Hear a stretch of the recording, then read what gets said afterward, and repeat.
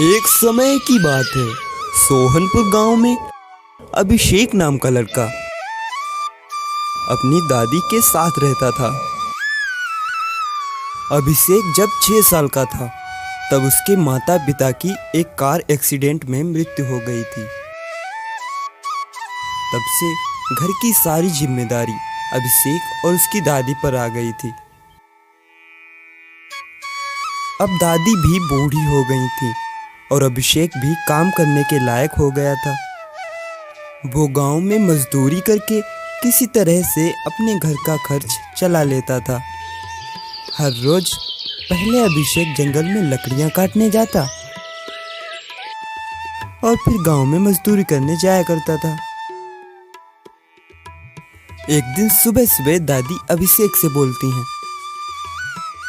बेटा अभिषेक, जा, लकड़ियाँ खत्म होने वाली हैं, जंगल से कुछ लकड़ियाँ काट के ले आ जाके। हाँ दादी, जाता हूँ, आज ढेर सारी लकड़ियाँ ले आऊँगा, कुछ दिनों के लिए छुट्टी हो जाएगी।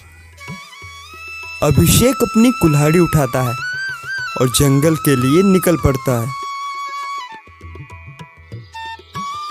जंगल में पहुंचने के बाद वो सूखे पेड़ों की खोज में लग जाता है।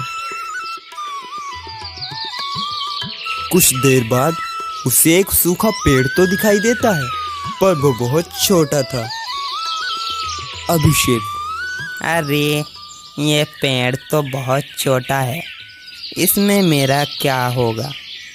एक काम करता हूँ, जंगल में और अंदर जाकर देखता हूँ, शायद कोई मोटा और सूखा पेड़ मिल जाएगा। जंगल में कुछ और अंदर जाने के बाद अभिषेक को एक गुफा दिखाई देती है, जिसके बाहर एक गधा बैठा हुआ था।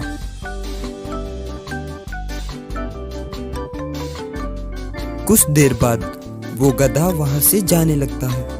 वो गधा बिल्कुल इंसानों की तरह चल रहा था। ये देखकर अभिषेक हैरान हो जाता है। फिर अभिषेक उसके पास जाकर उसे रोक लेता है।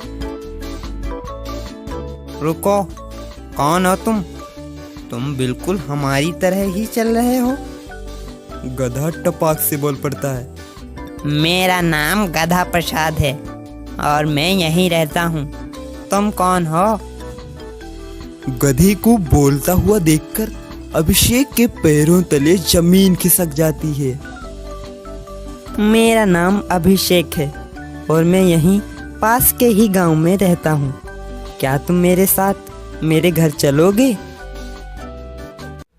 गधा अभिषेक की बात मान जाता है और वो उसे अपने घर लेकर आता है।